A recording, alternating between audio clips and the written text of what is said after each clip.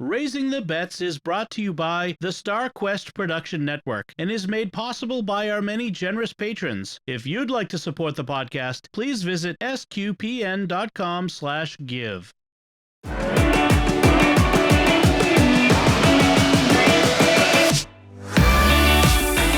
You're listening to Raising the Bets. We're a Catholic couple raising 5 kids outside of Boston. Join us as we share the joys and challenges of marriage, homeschool, and our adventures near and far as we make sense of the world and experience the best parts of our culture. I'm Don Bettinelli. And I'm Melanie Bettinelli. Part 2. Or Take 2. So, you may have noticed we didn't have an episode last week, folks. We tried to record one. We recorded most of one. At least half of one. Well, we didn't record. We said half of one. We didn't record anything. That was the problem. I hit record. The software did not record. See, the problem is with all of the other shows that I do, they're all remote, and we do them using a service called StreamYard, which creates a backup recording. So even if something goes wrong on my end, there is a recording. However, because we're in the same place. We don't use an online service. Duh. So I only use the audio hijack software on my computer, and I do it hundreds of times. The press record, it works. It just didn't work, and so now we're recording both hardware and software. The Rodecaster, guys don't care about this, but we're recording anyway. I would be completely glazed over if I was listening. I know. I'm sorry. It was so dispiriting. This happens to other people too. I've heard other podcasters and they're like, we recorded a great show. Wish you heard it. It's gone forever. I'm not sure it was a great show, but anyway, moving on. Let's talk about some listener feedback. Again, Steve P via YouTube, who's been very patient, waiting 2 weeks for us to read his feedback. The last episode, in episode 190, we talked about our family food budget or food bill. It's not so much a budget as a bill, and how much we spend on food and how, according to the USDA estimates, I thought we were spending a lot more than most people, and it turned out we were spending about what they expected for a family of our size. So, Steve writes in, "Hey, Dom and Melanie, I enjoyed the discussion of your family spending on food. My wife and I have only 2 kids, and I believe they're younger than yours. If they're younger than 11, then yes. 10, sorry. So hard to keep track. And we spend about $250 per month. Steve, is that per month or per week? Because if you're spending $250 a month, kudos to you. That is not a lot of money to spend a month, even for 4 people, 2 adults and 2 littles. That might be in range. I don't know. It depends. Anyway, we don't buy any fancy groceries, but we do eat a lot of whole foods, i.e. not the store, fresh fruit, vegetables, and meats. And that kind of food is pricey. One way that we found to save a bit on groceries is to shop at discount grocers, Aldi, Price Right, etc. for some of our fruits and veggies, and the produce departments at those stores tend to be decent, in my opinion. Of course, we don't always end up having the time to shop around a second store and usually end up spending more by buying everything at a single grocery store for convenience. So thanks for sharing your real grocery budget. At least based on our experience, your spending's in line with what we would expect for a family that mostly consumes wholesome and not processed foods. See, I'm thinking it must be per week, because if it's in line with what he does, then that would not be like. And when he says, we're buying the food that tends to be more expensive, which is the whole foods as opposed to the processed foods. Right. Although as time has passed, we've been buying more and more packaged foods. Some of it has to do with just convenient food for that the kids will eat for lunch. It's mostly lunch foods, right? I mean, right. Frozen beef patties and frozen one particular child in particular. We won't name names, but well, that and our kids eat a healthy amount of ramen. Let's put it that too. That this ramen and mac and cheese are staples in this house. But what house aren't they? I guess we've got an Aldi's nearby. I've never been to it. I've never been to Aldi's. We should have like a family field trip to Aldi's sometime. We should. So we have a local grocery chain. I probably mentioned it. It's been so long I don't remember, but it was Stop and Shop. And it is not a discount grocer. it is a full service, full price grocer. And we're probably paying a premium for that. Maybe. Yeah. Well, so every week I get the circular. Every week I go through it and I use the sales in there to help me figure out what to cook next week. And I always clip coupons, and the guy at the self-checkout has adopted us. The attendant at the self-checkout has adopted us and is always handing me free coupons. There's always like $8 or $9 worth of coupons that he gives me every week. That's really awesome. It is awesome. Wait, he must be like, see, I never got that when I did all the shopping. So I'm thinking people see you and they're like, oh, it's a dad shopping. I was thinking maybe he had a crush on me, which, I'm willing to go with it. No, that's probably what it is. It's probably pity, actually. It's more than anything. This poor guy's got a giant cart full of food. Last week when I went, I ended up spending over $500 for one shopping trip.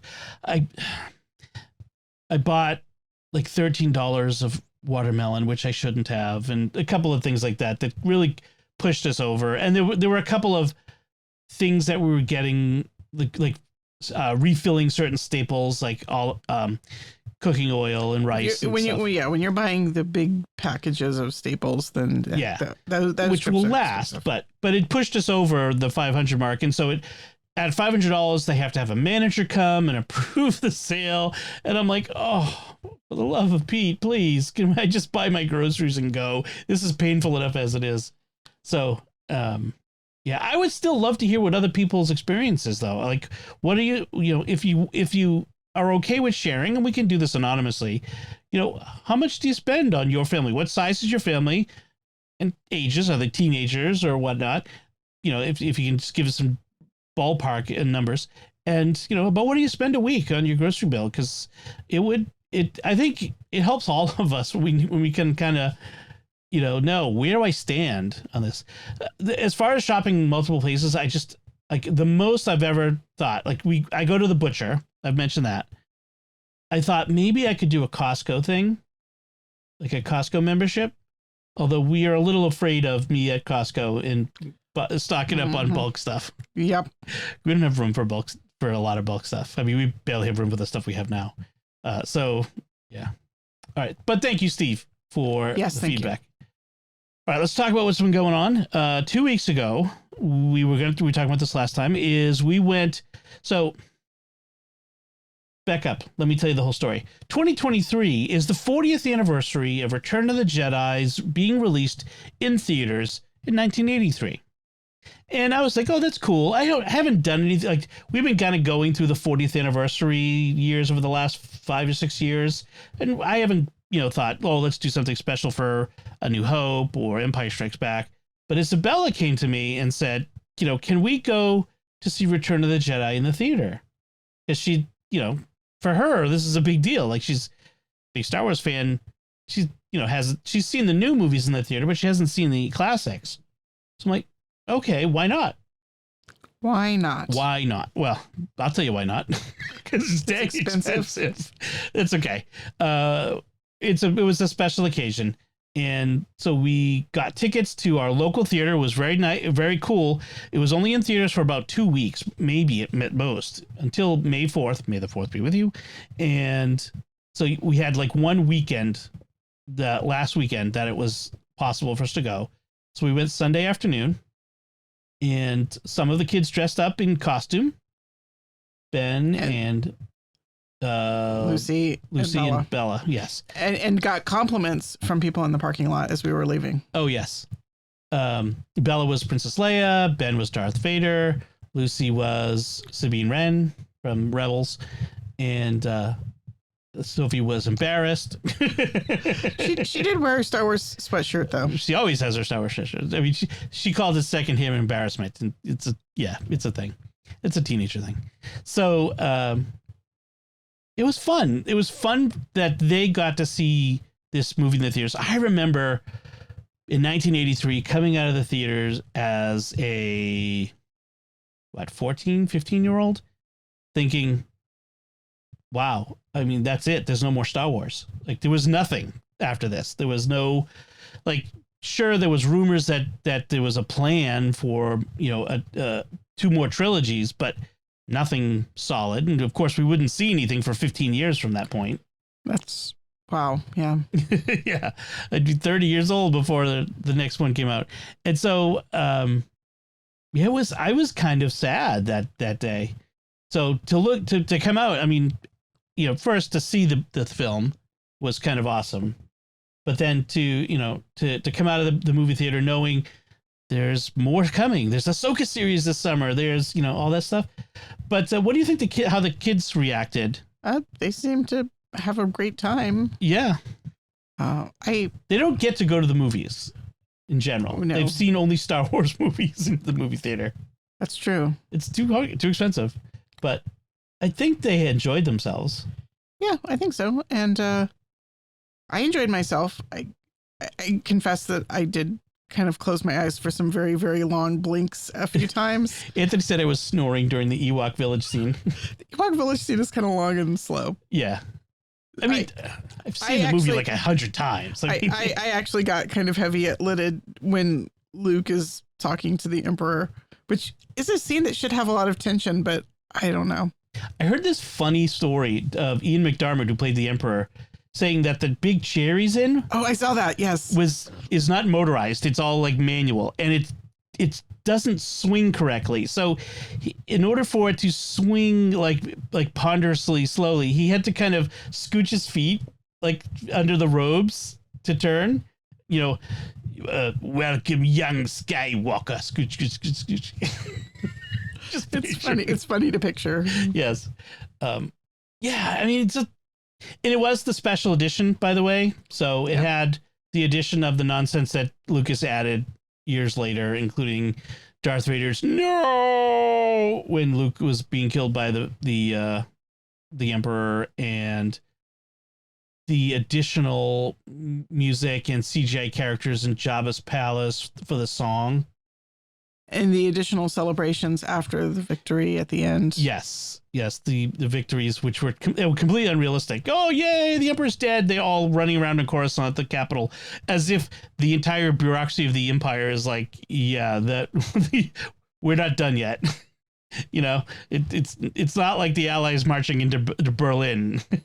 It's not the same thing, but it's okay. I mean, so they added these scenes, but kids loved it. I enjoyed it. It was fun. Yeah. We didn't smuggle in. No, we did smuggle in some candy though. I did. Yes. I had some M&Ms. Right. I did buy some popcorn though, just, you know, because that's the thing. All right. So they got mad at me for eating most of it before the movie even started. The popcorn? Yeah. You always eat all the popcorn before the movie starts. That's like, but the movie starts and then, you know, you're like, oh, it's empty. I've always eaten all the popcorn before the movie starts. I did not used to do this. Yeah. You taught me bad habits. Yes. So let's move on and talk about some food we've been eating. So last week, because of the movie, then there was a Cub Scout thing. There wasn't a lot of time for cooking. So I made this soup that I made a long time ago. I don't think I've made it very recently. But it's a Yucatan style. It's called Yucatan style chicken, lime, and orzo soup. So it's a Mexican soup, and it's really quite simple, actually, in its basic form. It's you have orzo, and orzo is a little rice-shaped pasta. I don't know if a lot of people are familiar with it. I mean, some people probably are, but it's a rice-shaped pasta called orzo. You cook some of that, and then set it aside.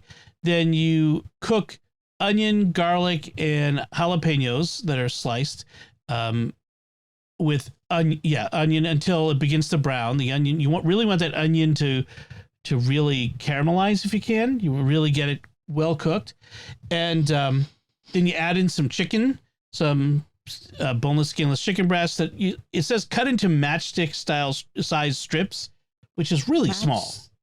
That doesn't even make sense to me. You don't matchstick chicken. Well, it's hard to matchstick chicken. I was trying, and it was, I mean, it's easier if it's still slightly frozen. But the idea is to get it small so it cooks really fast. That's the idea. Then you add chicken broth, lime juice, and diced tomato, either canned or fresh. And you just simmer it until the chicken is cooked through. Add in the orzo, add in some cilantro, season it with salt and pepper. You're done. So it's, it can be a very quick meal. Now, this one I added sliced carrots, some bell pepper that I matchsticked, frozen corn, and kale that I tore up to just give it something, a little more body, a little more vegetables for that matter. I liked it. It wasn't a big hit all across the board. Yeah, I don't know. It was okay. Did it have enough lime juice? Maybe not. I don't know. They never have enough lime or lemon juice for these things. Yeah, it was. It was pretty good. And for a quick soup, it has like a very limey, summery taste. But on a cold, rainy spring day, I kind of like that burst of that citrus acidity in a soup. So that was pretty good. Today, this Sunday, I made another dish. This was easy barbecue beef sandwiches. This was a recipe I got from a YouTube channel, Cooking with Rye. R-Y is his name, Rye. Okay. And who's a screenwriter and a novelist. I didn't know that until recently. He shared, that like he did a Q&A and people like, are you the Rye who is the screenwriter? It's like, yeah, that's me. I'm like, oh, that's funny. Anyway, it's super easy. So it's a slow cooker recipe.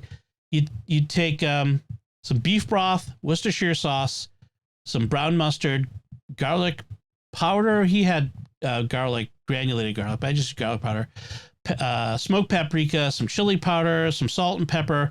I also added a little bit of liquid smoke to give it that barbecue smell and flavor. And then you mix that in the slow cooker, and then you just drop a 4-pound chuck roast in there and just throw it in. And I kind of rolled it in just to kind of give it the juices all over it. Cook on low for 7 hours. And then you're supposed to check for tenderness. And if it still needs more time, you flip it, cook for another 1 hour, up to 3 hours if you need to. Then you take the roast out of the liquid and shred it. And then you take all the liquid out, reserve a half a cup. You put the shredded meat back in the slow cooker along with a quarter to half a cup of the liquid. You got to just eyeball it. You don't want it to be too wet. I think I put too much liquid in when I put it back in. And then you also add 5 to 6 ounces of barbecue sauce of your choice. And then mix it together and let it cook only on warm, just on warm for another 45 minutes. And then it's ready to serve on rolls. So it was really simple. In fact, when I did it, it was done in 7 hours. Like that, at the 7 hour mark, it was done. And then I just kept it warm, until dinner time in the cooker. I wonder how it would do as a Instant Pot. Like just change the cook time and put it in an Instant Pot instead. Well, so one of the reasons for the low and slow is to get that fat to render. So you'd want the fat to be rendered. A chuck roast is a fatty piece of meat. Right. It's just, I think that it had, again, a little bit of the mushy, long cooked texture. And I'm wondering if the texture would be a little bit more firm in an Instant Pot than in the... Well, one of the things I could have done is so if I used less liquid in that last phase, and if I'd put it under the broiler a little bit to kind of drive off some of the moisture and crisp up some of the edges. Yeah, but the texture, the mushiness would still have been mushy. Like, I suppose, some of the mushiness is the fat that's been rendered into it. So I suppose if you did it in the Instant Pot or did it on high in the slow cooker, if you don't render all the fat, then you won't have as much of the collagen in there to give it that mushy texture. Maybe. Yeah. I mean, this is sort of a substitute for doing it on the smoker and doing it low and slow over the smoker, where you'll get it's a drier environment. So you're going to get a much different texture. Right. So, but the flavor I thought was pretty good. And I wouldn't mind trying again, and we could fiddle with some of the way, some of the things we did with it, and yeah, I liked the flavor. Just the again that yeah, you can fiddle with the texture. I'm not a fan of the slow cooker. I mean, next time they have a chuck roast on sale, I'm just thinking maybe we can try the Instant Pot and see how that goes. See if we can find an Instant Pot recipe or something for something similar. And then the other thing we did, which was a drink and not a meal, was a friend of ours. Who was it that shared it originally? Was it I think it was Lauren. Oh, Lauren, yes. Who is she in California still? I think she moved back to the East Coast. Lauren, I think, in Virginia. She shared this TikTok on Facebook, which it was screenshots of a TikTok of all the different parts of this drink recipe, and it's Brazilian limonada. And very simply, which it has to be for TikTok, I suppose, is you take 4 limes, scrubbed and washed, and just throw them whole into a blender. Then you add 1/3 of a cup of sugar, 7 ounces of sweetened condensed milk, which is half of one of those little cans, 4 cups of cold water, 4 cups of ice, blend until smooth, and then strain and serve over ice. So you strain it through a strainer and serve over ice. And you could add some rum if you want, which I did, and it was good. So this is not a low-cal, see, once in a while treat because of there's a lot of sugar in this. But what did you think? I liked it. I think that having the whole limes adds a bit more bitterness than I prefer. Because it's blending up the pith in there. Right, because you're getting the pith. So, and I wanted a bit more of the sweetened condensed milk flavor because I love the flavor of a sweetened condensed milk, and I couldn't really taste it. I could taste some sweetness. I didn't have as much of that as I was hoping for. There's a lot of fibrous stuff that's getting strained out of it too. And I think a lot of the sugar and the milk and whatever is getting left behind with that when you're straining it. So I think if you zested the limes and juiced them really good and left the peel out, so then you don't have all of the bitterness of the peel. So it's just the zest and the juice and pulp. Like lime pulp, I think is fine. I don't like having lemon pulp and things, but lime pulp I think is just flavor. You don't like lemon pulp and things? It can be more fibrous-y than the lime pulp. When I juice a lime on that I don't know, it's the juicer that sits on top of a bowl thing. Yep. I will take the lime stuff that's there and just dump it in in the salsa or whatever. But for lemon, I don't. It's too thick. Oh, I do. It's too pulpy, I think. Same thing with orange, orange pulp. That's why when you clean it, it's with the orange or the lemon, it's all stuck there, and you gotta really work it out. I totally use the orange and lime and lemon pulp. I know. So I know. And but if you did that, you would also not be leaving behind so much of the sweetened condensed milk. It might be too sweet. You might have to adjust the sugar ratio. I bet you could dial back the sugar on that to instead of 1/3 of a cup, maybe 1/4 cup. I bet it would be perfectly fine. And if it's not sweet enough, you can just add some simple syrup in your cup. Yeah, I'll do. I mean, it was very refreshing. I tell you. I mean, I love a tart drink on a hot day. It was nice and refreshing. I don't think my doctor would want me to have one every day, but no, she would not like that. So that's what we've been eating. I'll put links to some of the recipes. I don't have the limonada one in a link to it. It was just a Facebook share of some screenshots from TikTok. You could probably Google it and find one. You could Google it, and yes, you'd probably find it. I'm sure it's a big TikTok trend. So let's talk about what we've been reading or watching. Let me talk about a movie I watched on Apple TV called Ghosted.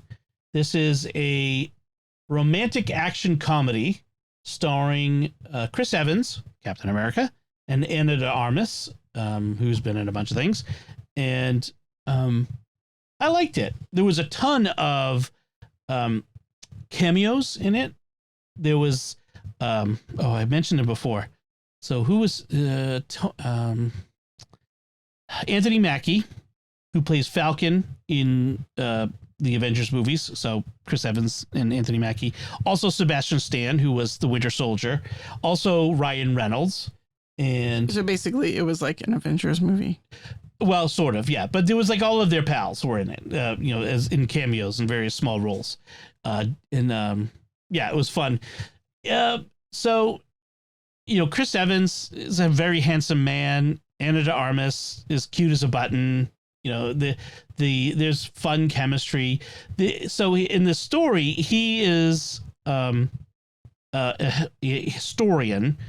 That's his by profession and education, historian, who went home to help his dad on the family farm, which is sort of it's a farmer's market farm, and never left, and sort of is stuck there on the farm, and never goes anywhere and that sort of thing. Whereas at first we think she's an international art curator, which is a really dumb cover story for a spy, but she's a super spy. We find this out fairly early in all of the trailers and all that stuff. Will tell you, she's a spy. Why is it a dumb cover story for a spy? International art curator. What is that? Like, I'm on the road 2 months at a time, acquiring things, and like, yeah. Anyway, anyone who would know anything about art would go, "Why are you on the road for 2 months at a time in all of these strange countries that America has problems with? What kind of art are you getting?" Anyway, it's fine. So. The premise is they meet at the farmer's market, they clash, but there's a strange attraction. They spend the most amazing day together. And he's kind of obsessive about losing things, so he has all these tile trackers on everything. And at one point, his inhaler, because he has asthma, ends up in her bag, and it's got a tile on it, which is funny. There weren't air tags. This is Apple TV, right? But they didn't want them to use air tags. I think because of the stalking aspect of it. So what happens is he finds out she has the air tag, the thing with his tile on it. It's like a generic thing. It's not actually a tile, and the tracker. And he sees she's in London, and his mom encourages him to make a romantic gesture and fly to London and surprise her, which is a total stalker move. Yeah, I can hear our teenage daughter saying, "Stalkers are creepy." Right. And then he ends up getting all caught up in, international spy hijinks. And so you have a lot of the comedy, they bicker, but of course, they're getting together and, all that sort of stuff. And there's, high speed car chases and action sequences. High-speed car chases. Airplane fights in airplanes and falling out of airplanes and that sort of stuff. Yes, it's all that sort of things happen that you expect from all the cliches from a spy movie. Nevertheless, it was kind of fun. It was cute. It was be a good date movie. You get some action spy things for the guys. You got romantic comedy for the girls. I'm sorry, I'm stereotyping. I know. Uh-huh. Although I have to say, in this one, they did flip the stereotype, which is usually this would have been like, she's the stay-at-home girl who doesn't want any adventure. He's the international man of mystery. Will they get together? And so they kind of just flipped the script. Flip the script. Yeah. So that was pretty good. It's on Apple TV Plus. So if you have Apple TV Plus, check it out. I got to say, Apple's been getting a lot more good things. I mean, when they first started, it was just like hardly anything, but there is a lot to watch there now. And I really have been enjoying it. Ted Lasso season 3 has been better than the last year. And some other series that I've been watching there have been really good, which is to say that there's a new series on Apple TV Plus that I've just watched the first 2 episodes for, called Silo. Right up front, they tell you, we don't know who built the silo. We don't know why they built the silo. We don't know why the world outside is poison. We don't know when we'll ever be able to leave. So what is the silo? So the silo is I know, but I'm just saying, like, this is what they say up front. The silo is an underground city that's like this vertical city. So it's just basically it's a spiral staircase in the middle of all of these levels, hundreds of levels. I think they said 140 levels, and everything they need in this city is in there. There's cattle levels and farm levels and Okay. all that stuff, but no elevators for some reason. What? For some reason, there were no elevators.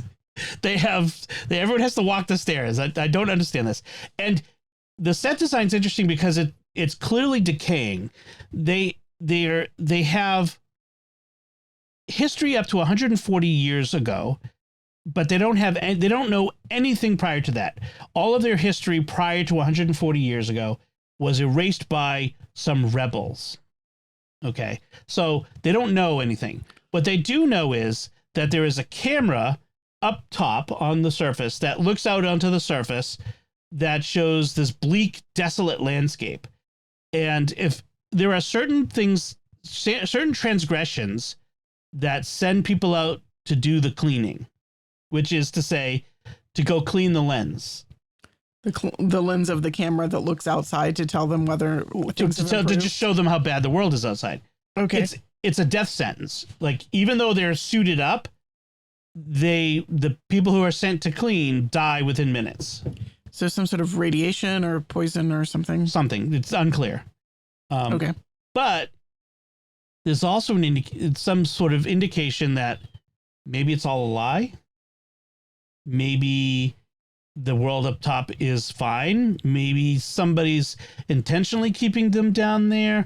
And there's some elements of this is a closed society, so everything is extremely authoritarian in a sense where, like, for example, you have to have, you can't just date and marry. You have to have a sanctioned relationship. It has to be approved by the government. If you want to have a child, you're given, you have to apply and make an application, and then you have a year to get pregnant, and only so many kids can be born a year, and all this stuff. Relics, things from the before time, are illegal. And so, and it's all very decayed. Like, things are, you could, like, the way the set's designed, you can see like where pieces of the walls are falling. And so it's very old and it's kind of decaying. And it's interesting. They kind of keep doing this flash forward, flashback thing with different characters. So the first couple episodes are different characters who are experiencing things, and then the character is seeing something, but we're not seeing it, and then we go back. Okay. So there's a mystery, and they're just kind of leading us gently along in the mystery. They're toying with us. Yes. I don't know. So far, 2 episodes. I'm not going to guarantee that there isn't something inappropriate coming in episode 3 or something. Watch with at your own risk. But 2 episodes in, I'm intrigued. It's an interesting world that they built.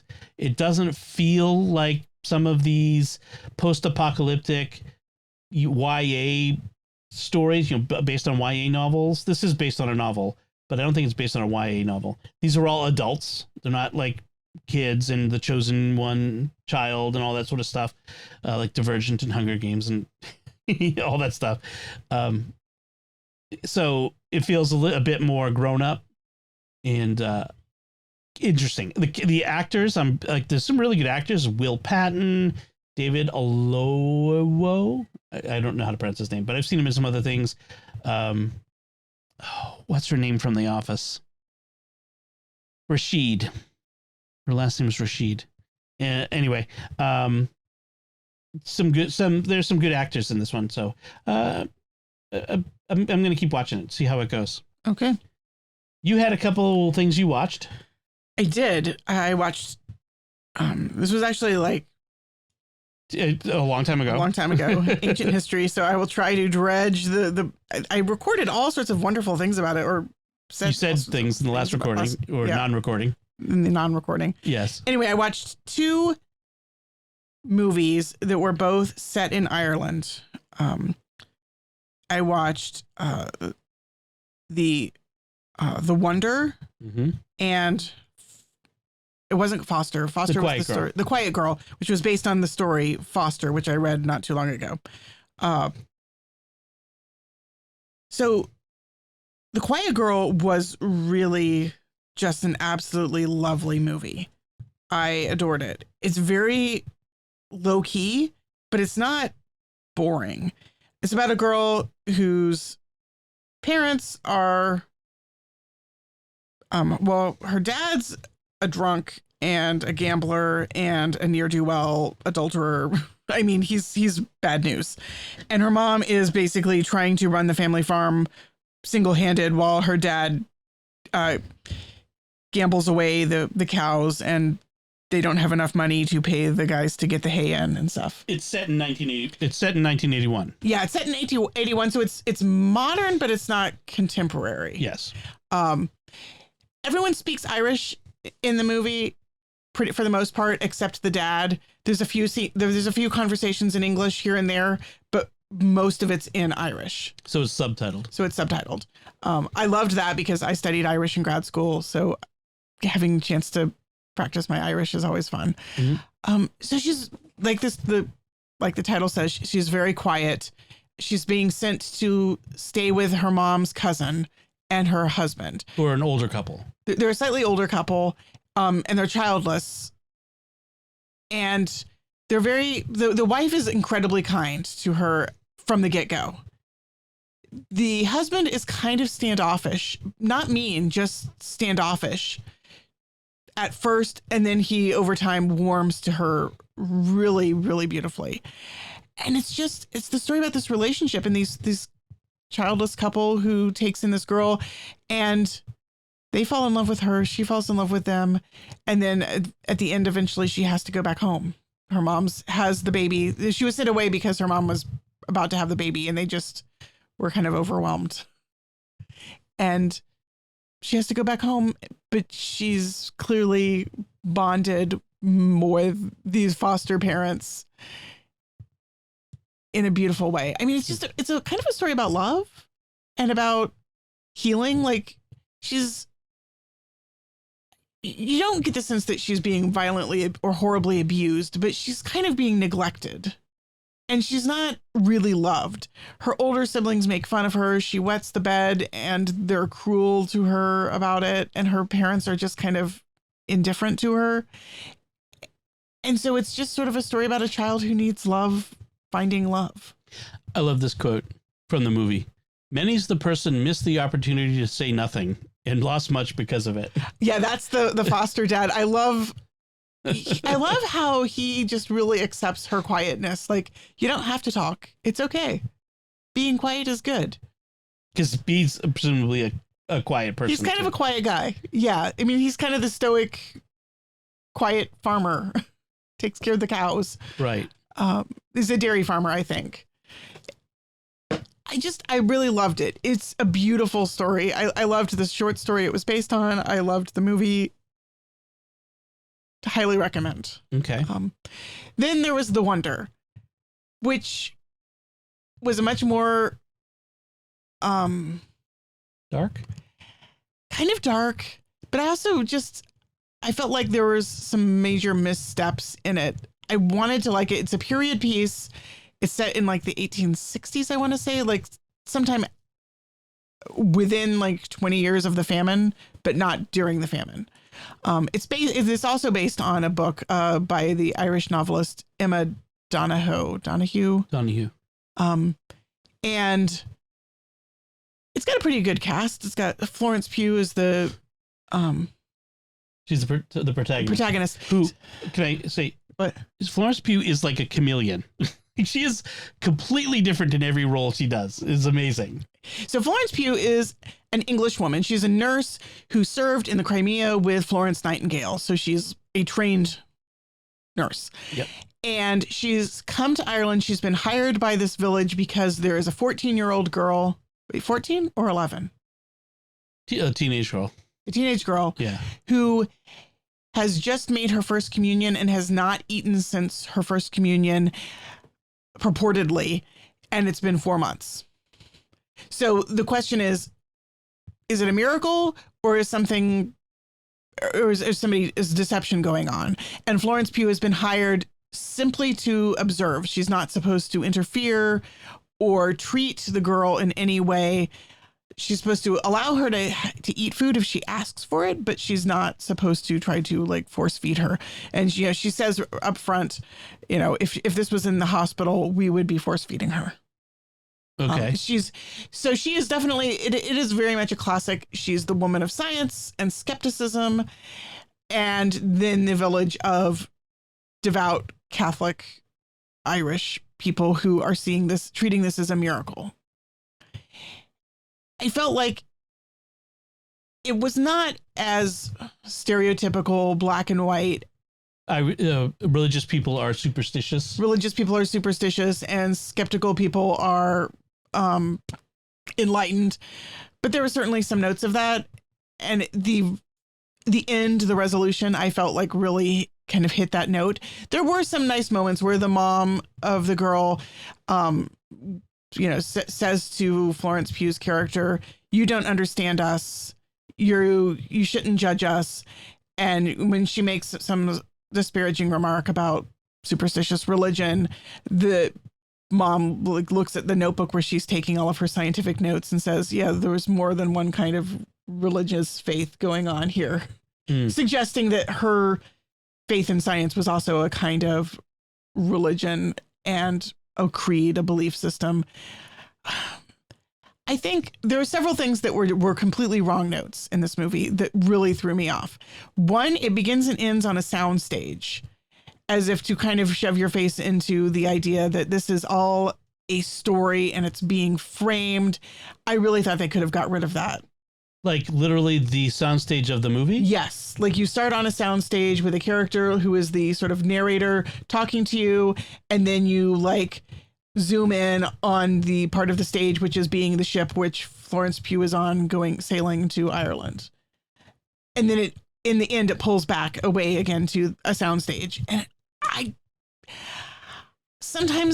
suppose that device could work. It just felt really overly theatrical, and I didn't think it served a purpose.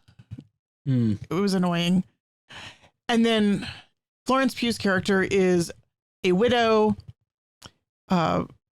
She says, we find out later that she's lost a child and that her husband actually isn't dead. He just left her right after their baby died within a few days of birth. She is also taking opium in order to deal with her grief and loss.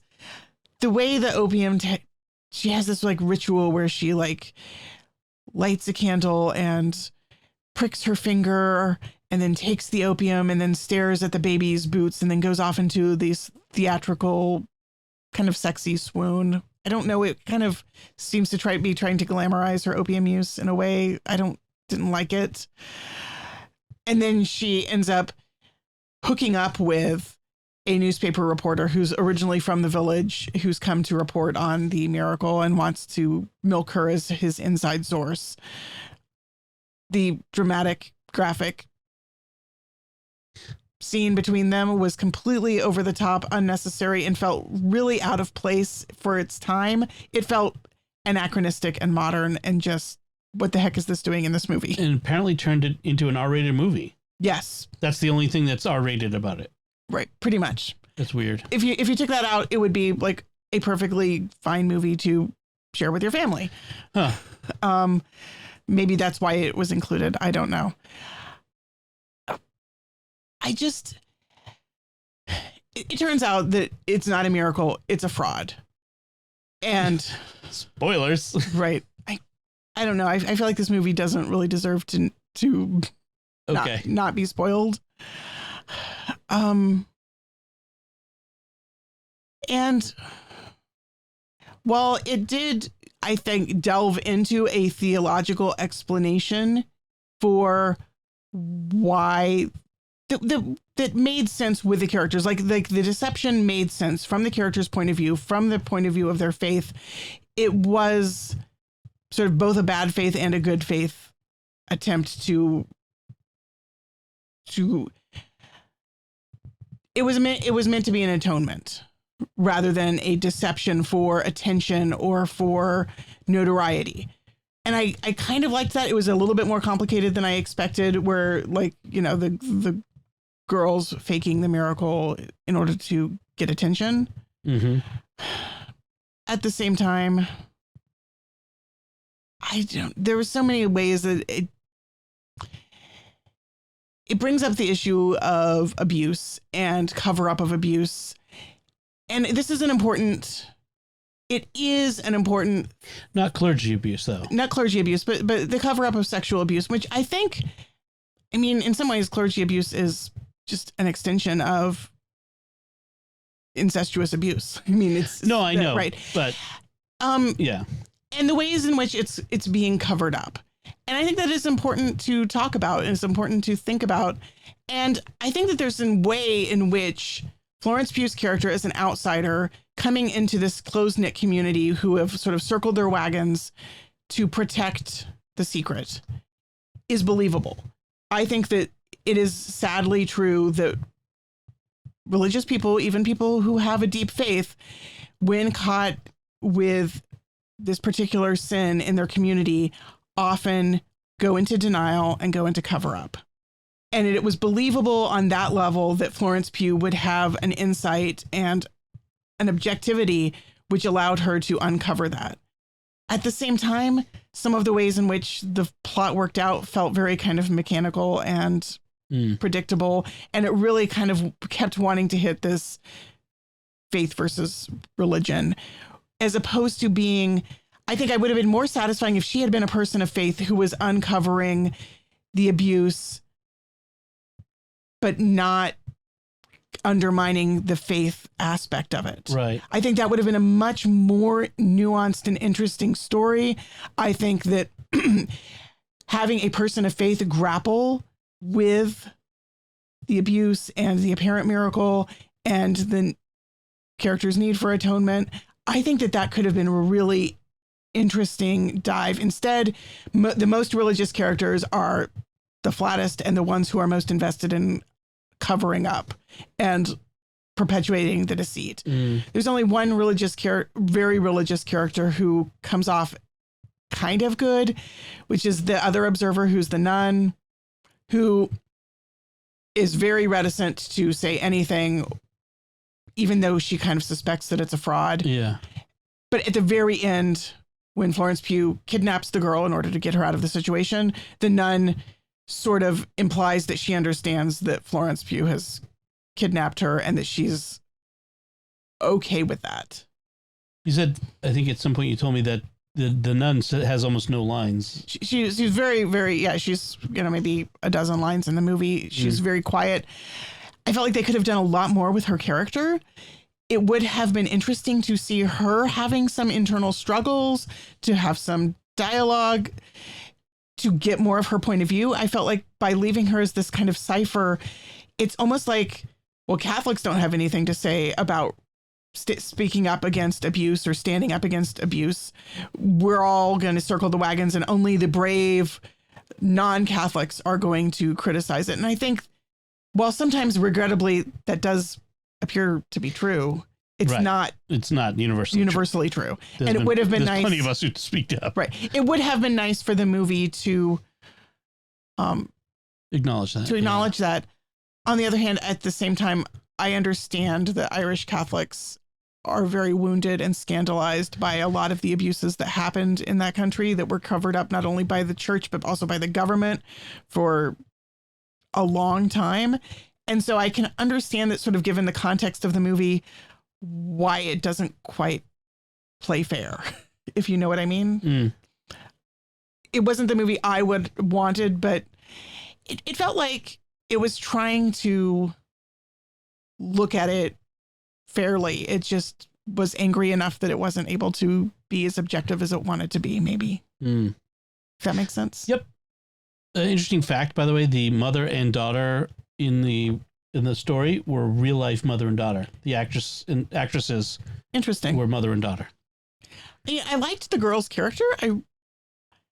The actress who played her was really good, really believable. And the mom too it was an interesting, nuanced portrayal of the mom.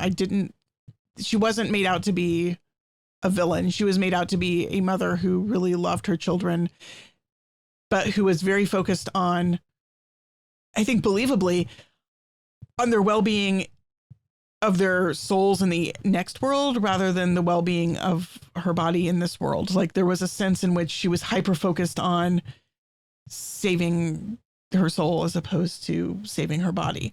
And that kind of dichotomy I felt actually true to the time and the place.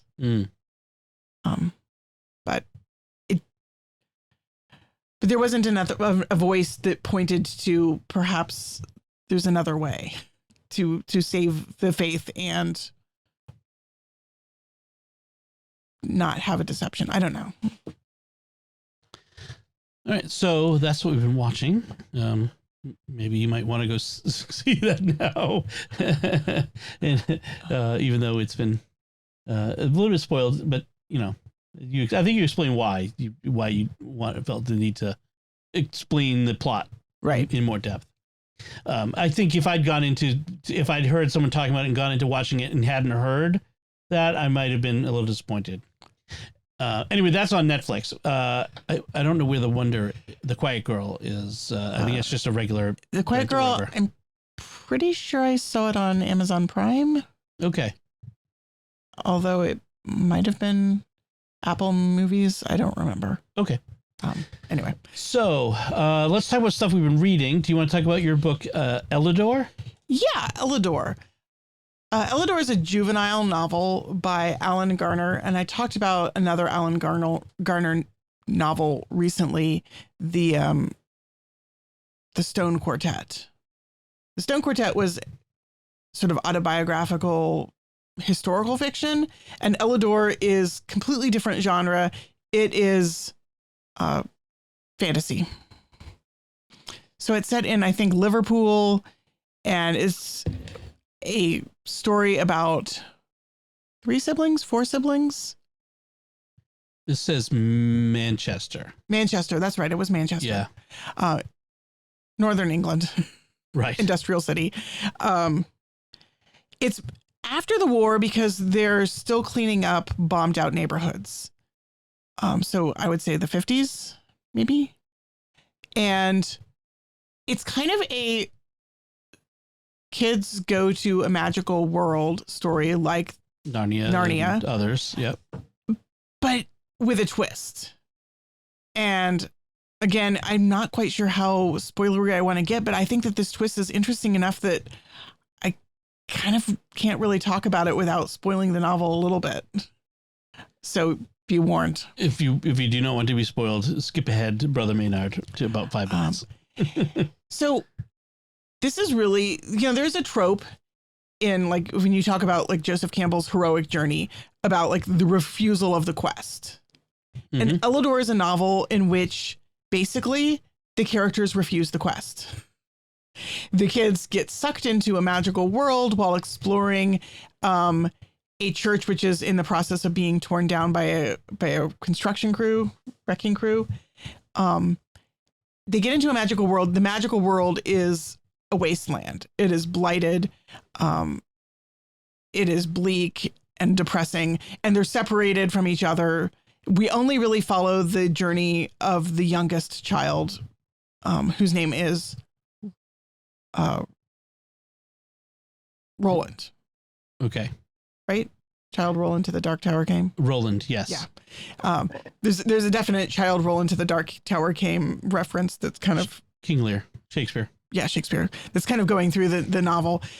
So he meets this guy who sends him on a quest to find the magical object. He finds the magical object, and he also happens to find his 3 siblings who have all gone ahead of him and found their own magical objects but been trapped.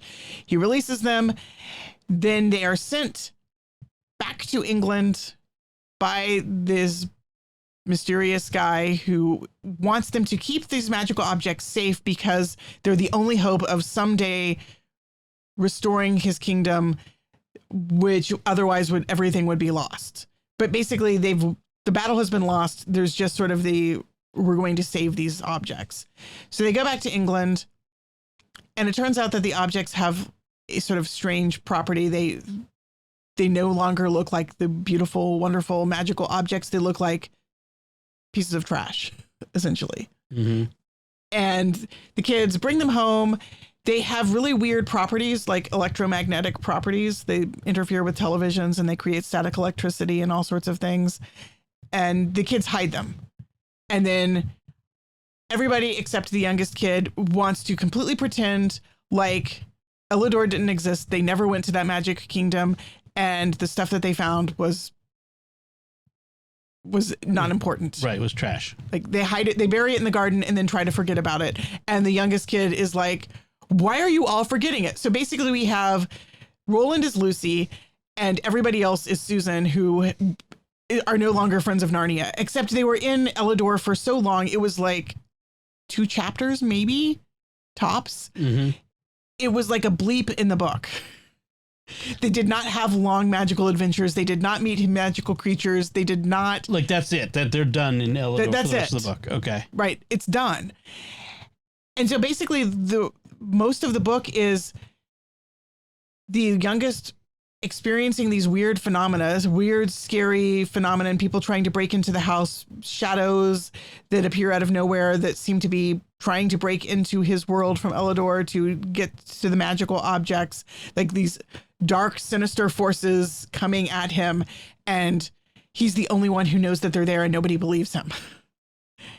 And then finally, at the end, a magical creature comes into our world, and finally the kids acknowledge that, oh yeah, it really did happen. And the magical creature dies and they throw all the magical objects through this portal that opens up back into Elidor. And then now we're done with it. And that was it. Okay. Like, it was a very anticlimactic, very It's like a sudden ending. Yeah. And a very sort of the opposite of Narnia. Like, this was not a happy, magical place. This was a dark, bleak place, and they did not want the quest, and they did not go on the quest, and they did not want the objects, and the objects were just a burden to them, and they got rid of them as soon as they could. It was very unsatisfying. It's considered a classic. And yet, it's kind of, I mean, I'm kind of fascinated by it because it does seem to be some sort of a commentary on the tropes that Narnia establishes. You know, it's kind of a reaction against, like, what happens when the magical kingdom isn't a great place, and what happens when you don't want to be swept up. What happens if you're Bilbo Baggins and you don't want to go on the quest? You don't go on the quest and you don't go on it. Like, you're sucked into it, and as soon as you can, you get out of it, and then you, like, no thank you, slam the door in Gandalf's face. It's interesting. Mm-hmm. It's kind of bleak, but it's not, I mean, it's not overly dark. I don't want to make it out to this, like, horrible, dark story that you shouldn't read, because I did think that it was interesting. I liked Roland. I wanted more at the end of something. So the book was published in 1965, so it was clearly after all of Narnia had been out and was a success. Right. So do you think it was a commentary on Lewis and Narnia?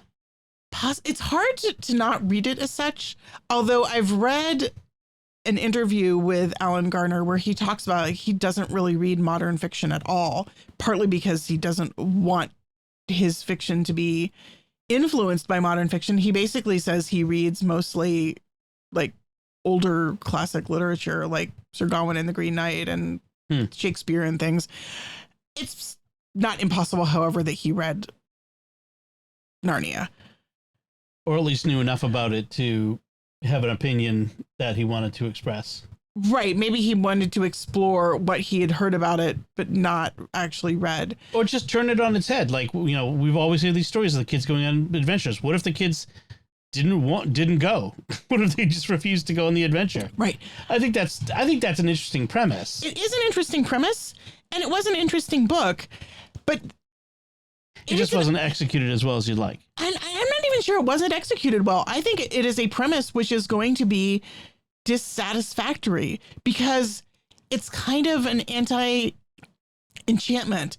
I mean, Narnia, the charm of Narnia, what makes us love Narnia so much is that feeling of the re-enchantment of the world. And this magical awe. Right. And this is a rejection of enchantment. It is a bid for mundanity, except on the part of the youngest, who I think really wants to hold on to that enchantment and then ends up being disappointed. Sort of almost a commentary on growing up and having to leave behind the things of childhood, and how terrible that can be. Right. I mean, I think on the level of a fable or a myth, it's saying something. I think I need to sit with it longer to really think about what it's saying. Yeah. Well, I'd love to hear from listeners if they've read it, or if they do read it, what they think about, like, in what you're saying, and respond to that, because it does seem like it's a book that challenges you a little bit. It was a challenge. Yeah, I think that's a good word for it. It was a challenging book. Yeah. But I wasn't I don't want to sound so negative and say I didn't like it. Yeah, you made it clear. Yeah. So yeah, well, if folks have read it, or if you do read it, it is a children's fantasy novel. So it's not long. Very short. Yeah. I read it in a day. Yeah. Maybe 2 days because I was doing other things, but yeah. You could sit down and read it in an afternoon, probably. So I read something very different. I read the first novel of Star Trek Strange New Worlds, based on the TV show. So there's a long history of Star Trek novels based on the various series going back to when I was a kid. There were novels. And I haven't read lots of them lately. Star Trek is different than Star Wars, where in Star Wars, everything is part of the continuity. If it's published by, the official publisher, it counts. Well, the newer stuff, but not the older stuff. Right? Well, that's what made that such a big deal is when Disney bought Star Wars from Lucas, they kind of shuffled a bunch of the published novels into, they called it Legends, and they they kind of walled it off from canon, and then over time have been bringing elements of that back into canon, like Thrawn and other things like that. But they were supposed to have been canon before they were canon. They were considered, this is what happened. But Disney wanted the freedom to sort of reimagine what happened in order to make new movies and series and stuff like that, which is fine. I'm actually glad they did it, because if they hadn't done that, we wouldn't have The Mandalorian and Grogu, and what would a world without Grogu be like? Sad. Yes. So in contrast, Star Trek has never had a literary canon that matches up. Recently, they've been trying to kind of get back to that with the new series. So books published under the aegis of the new series. So this is the first book in the Strange New Worlds, although it's technically not the first book about the Enterprise of the Strange New Worlds under Captain Pike. There was a previous book by the same author of the one I'm about to talk about that was under the Star Trek Discovery banner, but the Discovery wasn't in it at all, which is a feature, not a bug, in my opinion. In any case, so this one features Captain Pike, the young Spock, number one, which is his first officer, Una, and a young cadet, Uhura, and the other characters from the first season of the TV show, Strange New Worlds. And so it's interesting. It's called the High Country. They encounter this planet where nothing electromagnetic works. No technology works, and even stuff that's light technology, that is older technology, like steam engines or whatever, are destroyed by natural forces. Sounds kind of like Stephen Sterling's The Change books. Right. It goes a little further than that, like, because in The Change Verse they could build, well, they couldn't build steam engines, so even that wouldn't work. Yeah. So it's kind of like that. Yeah. And these alien beings have basically almost kidnapped whole communities from different races and brought them to this planet from the past. So there's a whole town, Dry River Junction, Colorado, or something like that, back in the 1850s, that they lifted up the whole town and moved it to this planet. From Earth. From Earth. From other and from other planets as well. Okay. So and from other places on Earth too. There was at one point they encounter some a British man of war from the early 1800s, like a ship of the line, which was kind of fun. And so Pike and a few others end up crash landing on the planet, in a shuttle.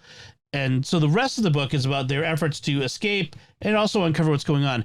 It's interesting. It's a light critique on Luddism. This idea, this rejection of technology, like the people who intentionally reject technology as it only leads to evil. It only leads to destruction. In their case, destruction of the environment.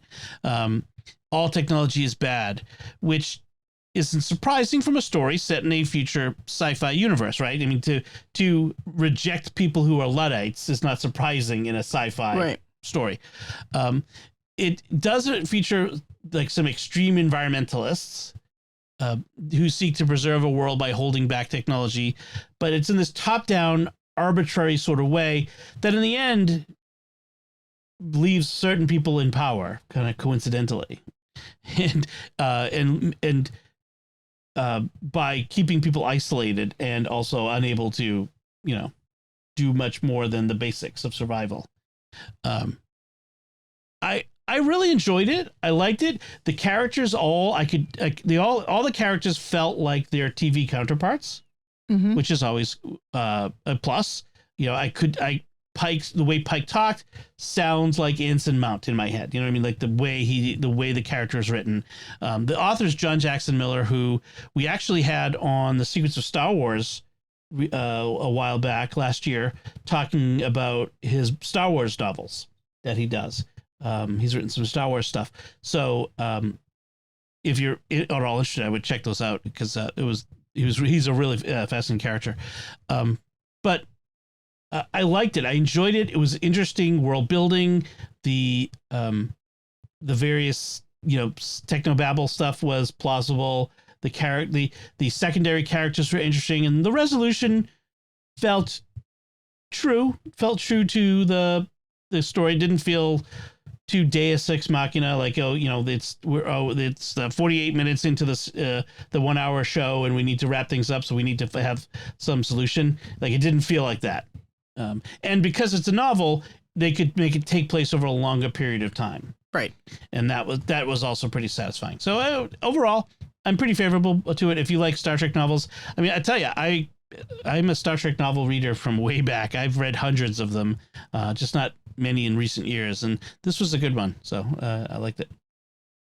So let's move on to talk about a faith-related topic. And you brought this to me, an article in the online magazine called Plow. Right. And the headline, the title is reading fiction a waste of time, or is it a valuable spiritual discipline we need more than we realize? Yeah. The main title is Reading Fiction a Waste of Time. Feels a little bit clickbaity to me, but it was a really good article, and I'm glad I read it. Got you to click on it. Yes, it did. So the author is, I believe, teaches at a seminary. And so she's writing sort of a defense of why teach literature to seminarians. Not a Catholic seminary, but, a seminary nonetheless. Right. So she talks about, maybe I'll just read a little small excerpt. I frequently find that those who shun fiction, many of whom believe it's a waste of time, seem more confined by their theological commitments, more bound to right answers and absolute formulas, more troubled by the paradoxes of faith. Lines seem more carefully and thickly drawn, ins and outs more obvious. They seem less able to discern those reasons which reason knoweth not, to translate Pascal. Could I rephrase it? Yes.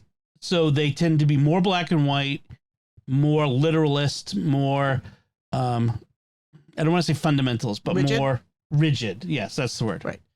And then she says, this is the paragraph that I really loved. How can we possibly accept the apparent unfairness of God in a story such as Job's, unless we can imagine in some incredible way that the vision of God, the encounter with the creator and sustainer of all that is worth all the suffering? Job loses all quite unfairly, and yet at the end of the day, he comes out ahead. He's seen God, and that is enough.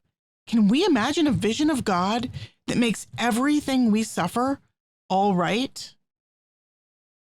that reading of Job just totally opens my eyes. Like, I've never read Job in terms of like, can we imagine a vision of God that makes everything we suffer all right?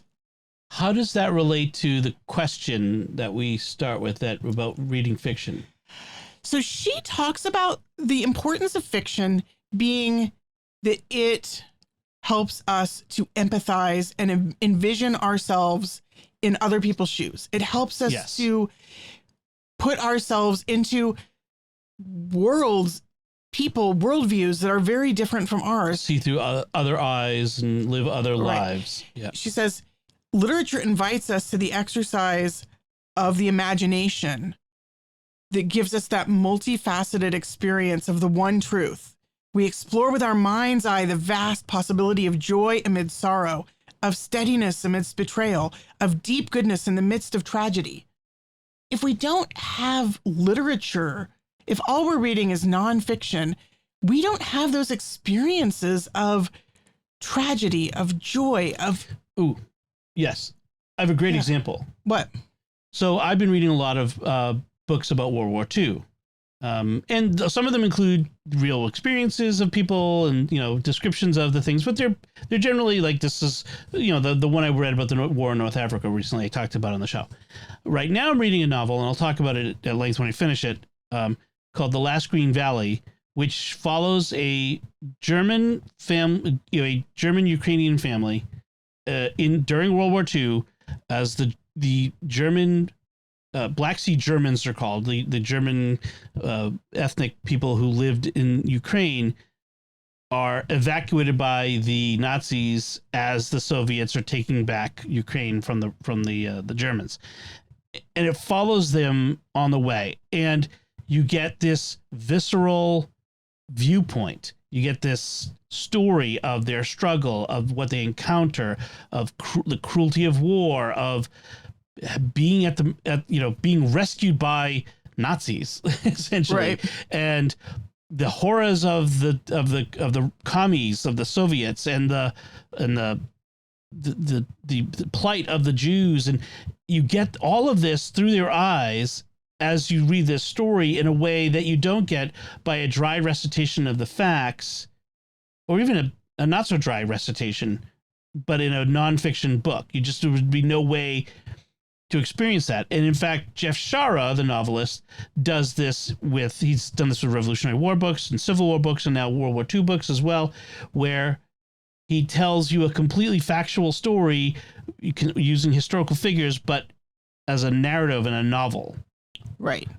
So that's one kind, but I mean, I'm also thinking about King Lear or Henry V, like Shakespeare's great plays, or Huck Finn or Moby Dick. Like these books have something to teach us about the human experience. Literature is about what it means to be human, and what it means to be human in all of its aspects, including what it means to be human in relationship with God or in absence of God. So she starts off by talking about being a child reading a Flannery O'Connor story in which there's this very unsavory character who is making judgments on all of the other people in this waiting room. And it turns out like that she's sort of the person who needs redemption. But you are drawn into her judgmentalism and her lack of empathy with other people. And so she's really talking about the lack of empathy, which is so chronic today in our society. The cure for that lack of empathy is literature. It's fiction. It's reading stories. What kids need, what adults need, is not more information. It's not more facts. It's not more ideas. It's more experiences of immersing ourselves in the worldview of somebody who's not like us. Even if it's a completely fantastical, fantasy or science fiction, it's just the exercise of seeing through another's eyes is in itself valuable. So I like here, I'll read her last two paragraphs because this is really the kicker. Perhaps most importantly, by reading literature, we learn to know ourselves in new ways. Literature can help us to have mercy on ourselves and others. can divest us of the ignorance that places ourselves at the center of the universe, can make possible new ways of understanding our own befuddled choices. Augustine recognized that we cannot know God without first knowing ourselves. In complex characters and broken situations and deeply human conundrums, we have space to explore facets of our souls that we hide from ourselves as much as we do from others. It's time we craft some new spiritual practices for a disenchanted, buffered world that has lots of answers and no room for mystery. We need to add disciplines that can jolt us out of our 21st century spiritual banalities, practices that can counter our flattened world. I've started assigning fiction. I see this as a great challenge for people who don't like to read fiction, or don't see the value of fiction. There's something here, like when if you look around in the world and you see people lacking in empathy, people being cruel, people being strident and tribal and villainizing people on the other sides of not only political divides, but religious divides, sectarian divides, even like within the church, there's this group and that group and my group and the other group. Fiction allows us to overcome those divisions. I mean, it's one of the reasons why StarQuest exists.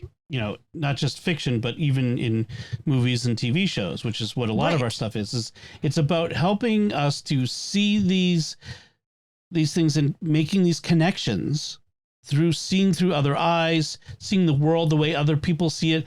When these filmmakers make a movie, they have a particular vision, just like, whether it's The Wonder or The Quiet Girl, they have a particular vision that they're trying to impart. And by seeing their vision, you can get a sense of, oh, so that's how they see this. Right. And I think that movies and TV shows do have an element of this. Mm-hmm. But there's something, I think, in translating from to a visual medium that loses our ability to empathize. For example, I just want to bring this is what made me think of this article and want to talk about it. Yesterday, my sister was at a mall watching a movie with a friend and a friend's child, and some teenagers faked a shooting. They shot off some. They called it. I think they were also running around screaming and maybe shooting off firecrackers or something. Something that made booms. Anyway, okay.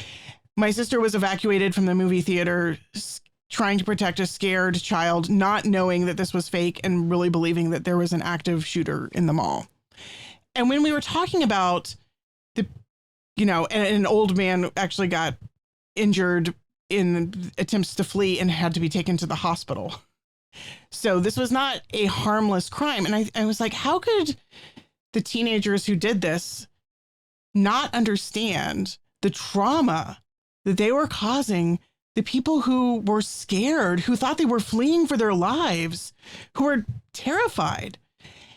And so that made me think about the lack of empathy. They were not, the teenagers who pulled this prank were not able to imagine what it's like to be terrified, to be disabled and unable to leave the theater quickly like my sister is, to be a child, seeing all the adults around you terrified, to be the employees who are trying to shepherd out people heroically before taking care of themselves. But if you had read a novel about people who were terrified under gunfire, maybe you would have more empathy. Maybe you would be able to put yourselves in the victim's shoes and not think it was so funny. Especially if the novel conveyed the feeling of the people, like their thoughts and understandings and the consequences. Whereas I think that movies can distance ourselves. We can put ourselves in we're passive viewers. Right, because we're passive, because they don't put us into the mind of another person. We're still kind of outside the observer looking in. Some movies are better than others at pulling you into empathy. But I think that there is something about reading that creates more empathy than movies also, or TV shows. In visual media, everything is created by other people and you're just observing it. Whereas in literature, you create it in your mind. Like the words enter your mind and you create the images, you create the voices, you create the environment. Right. And when you read, you become a co-creator with the author. Yeah. Your imagination is active. You imagine the people, you imagine the scenes, you imagine the feelings, and you enter in deeply and imaginatively into that world, into the experience of another human being. So when we read, we make connections with the author and with the people that they've created in a really deep way. And I think that that's so important. It's something that we are losing when we only watch TV or only read shallowly and we don't really read good fiction. Mm. I mean, Like good the fiction. Star Trek novel I read. No, actually, I would argue that good fiction doesn't have to be Doesn't be ponderous. It doesn't have to be classic literature. Right. That good genre fiction, you know, whether it's mystery novels or romance novels or science fiction or fantasy or cowboys or whatever. Spy novels. Yeah. Genre fiction can really bring us into those empathetic relationships. I mean, that's one of the reasons why I share all the variety of books that I read, you know, like here, why we talk about all these different books of children's novels, of my pulpy spy novels or, you know, sci-fi novels and all this sort of stuff, or nonfiction stuff, just because it all has value. There is, you know, I suppose there are bad books out there that are fast food for the brain, but in general, I think more books than not have value in the sense of that if read properly in the proper mindset and the proper attitude can lend themselves to this sort of exercise. So, yeah. All right. Well, folks, you didn't get an episode last week, but you got a double episode this week. We've gone long. So I do need to wrap things up there. But hopefully that's for some food for thought. Let us know what you think. Before we go, I want to take a moment to thank our patrons who make it possible for us to create Raising the Bets, including Robert C., Ellen P., Ferdinand V., Jim K., and Kent L. Their generous tax-deductible donations at sqpn.com/give make it possible for us to continue Raising the Bets and all the shows at StarQuest. And you can join them by visiting sqpn.com/give. And that's it for this time. Find links from our discussion in our show notes at sqpn.com/bets. That's BETTS. Send your feedback at the StarQuest Facebook page, facebook.com/StarQuest Media. Send us an email at bets@sqpn.com or visit the StarQuest Discord community at sqpn.com/discord. Follow Raising the Bets in Apple Podcasts, Google Podcasts, Spotify, Stitcher, TuneIn, your favorite podcast app, or at the StarQuest YouTube channel, where you should also make sure to hit the bell to get notifications. Until next time, I'm Dom Bettinelli. And I'm Melanie Bettinelli. Thank you for listening to Raising the Bets on StarQuest. Here's another show on the StarQuest network you're sure to enjoy, The Secrets of Star Trek. Find it wherever fine podcasts are found or at sqpn.com/Star Trek.